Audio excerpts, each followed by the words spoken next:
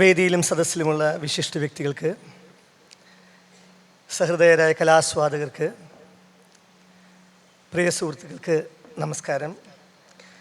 നാദബ്രഹ്മം ഫൗണ്ടേഷൻ്റെ ഗായക സഹയാത്രികർ അവതരിപ്പിക്കുന്ന സംഗീത സായാഹ്നം സ്നേഹസംഗമം ഗാനസ്പന്ദനം ഈ പരിപാടിയുടെ ഭാഗമാകാൻ സാധിച്ചതിലേറെ സന്തോഷം.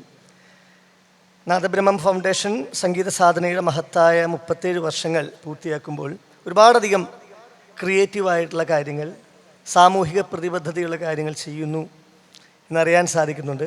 ഇപ്പോൾ 36 തവണയായി ഗുരുവായൂരിലെ സംഗീതാർച്ചനകളും വളരെ വിശിഷ്ടരായിട്ടുള്ള പ്രഗത്ഭരായിട്ടുള്ള വ്യക്തികൾക്ക് നൽകിയിട്ടുള്ള ആദരങ്ങളും, പുതിയ ഗായകരെ പ്രോത്സാഹിപ്പിക്കാൻ വേണ്ടിയുള്ള ആയിരക്കണക്കിന് ആൽബങ്ങൾ, സംഗീത സദസ്സുകൾ, അങ്ങനെ ഒട്ടേറെ പരിപാടികൾ ഒരുക്കിക്കൊണ്ടാണ് ഈ ഒരു സംഗീതയാത്ര നാദബ്രഹ്മം തുടരുന്നത് എന്നറിയാം.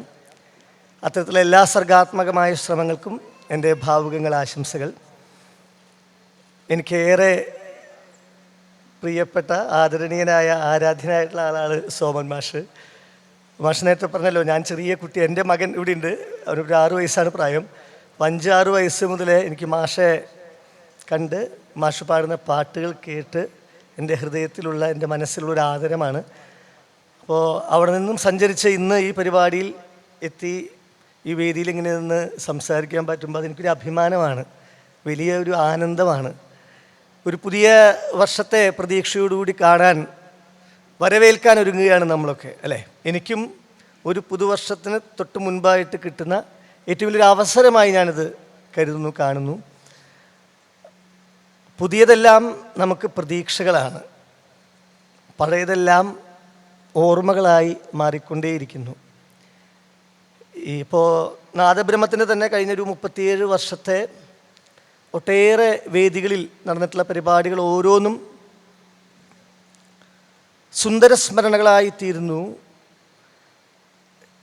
നമ്മുടെ ജീവിതത്തിൽ തന്നെ പല കാര്യങ്ങളും നമ്മളിങ്ങനെ യാത്ര തുടരും തോറും പഴയത് പലതും നമ്മളറിയാതെ മനസ്സിൽ നിന്ന് മാഞ്ഞു പോകും. വളരെ പ്രിയപ്പെട്ട ചിലത് നമ്മുടെ ഓർമ്മയിൽ, നമ്മുടെ ഹൃദയത്തിൽ ഇങ്ങനെ തെളിഞ്ഞു നിൽക്കും. എൻ്റെ ജീവിതത്തിൽ പിന്നിട്ട കാലത്തിൽ ഏറെ പ്രിയപ്പെട്ട ചില ഓർമ്മകൾ കൂടെ ഞാൻ ഈ അവസരത്തിൽ പങ്കുവയ്ക്കുകയാണ്. എൻ്റെ പോക്കറ്റിൽ ഞാനൊരു അമൂല്യമായ വസ്തു സൂക്ഷിച്ചിട്ടുണ്ട്.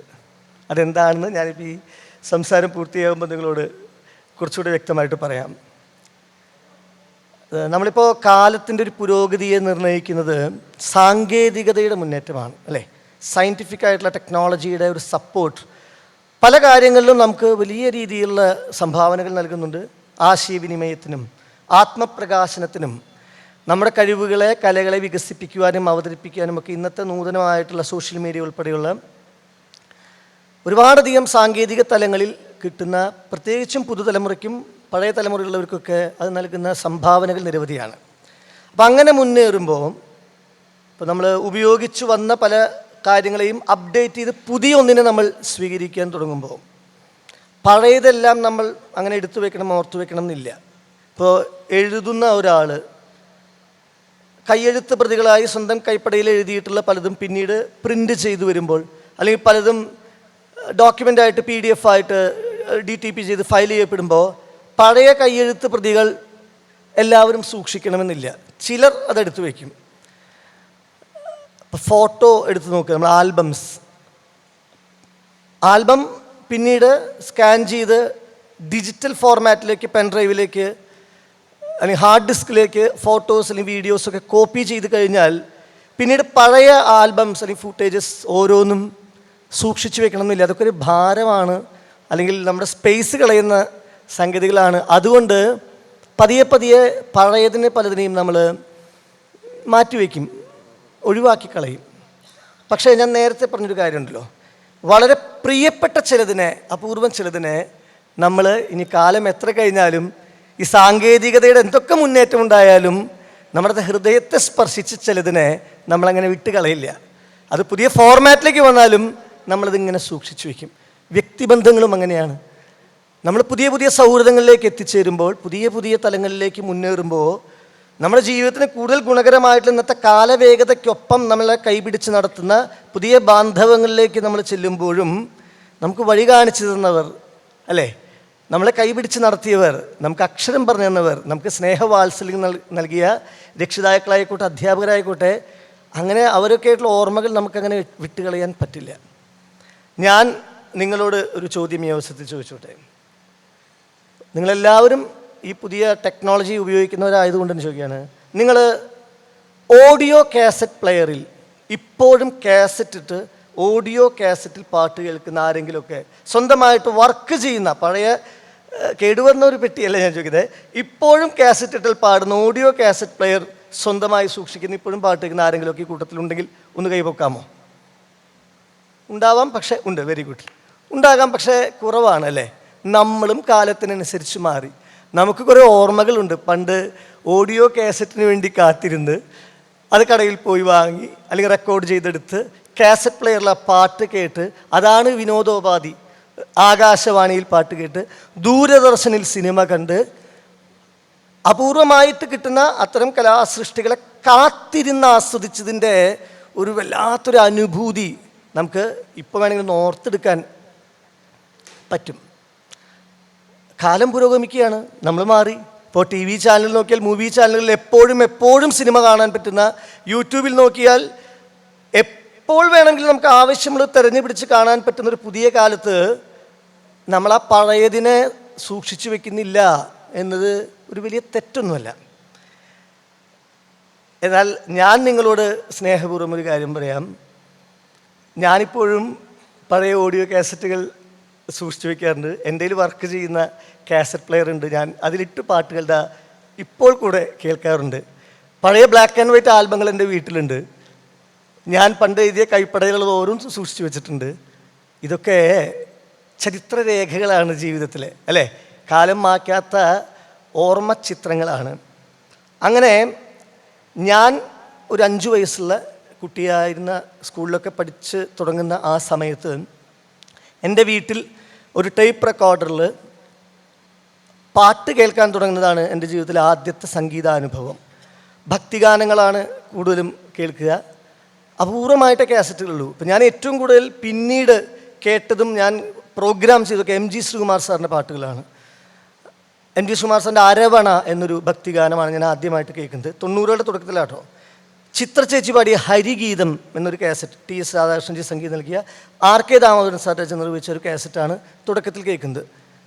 അപ്പോൾ ഇതൊക്കെ അങ്ങനെ 2-3 കാസറ്റുകൾ. അതിൽ ഒരു കാസറ്റ് കിട്ടിയാൽ അത് ആഴ്ചകളോ മാസങ്ങളോ വർഷങ്ങളോ അത് തന്നെയാണ് രാപ്പകലില്ലാതെ കേൾക്കുന്നതുകൊണ്ട് ഇതിലെ പാട്ടുകളും വരികളും ഒക്കെ നമുക്ക് ഏറ്റവും ഓർമ്മ നിൽക്കുന്നതാണ്. അങ്ങനെ ഞാൻ നേരത്തെ പറഞ്ഞ 2 കാസറ്റുകൾക്ക് മുൻപ് ഞാൻ ആദ്യമായി എൻ്റെ ജീവിതത്തിൽ ഓഡിയോ കാസറ്റ് പ്ലെയറിൽ കേട്ടത് ഭക്തിഗാനമഞ്ജരി എന്നൊരു ഭക്തിഗീതമാണ്.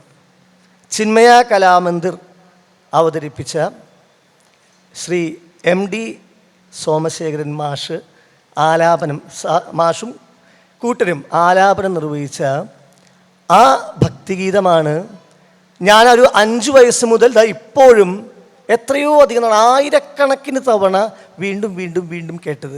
എൻ്റെ സംഗീതബോധത്തെ, എൻ്റെ സംഗീത ആസ്വാദനത്തെ ഏറ്റവും ആദ്യം സ്പർശിച്ചത് മാഷ്ടെ സ്വരമാണ്.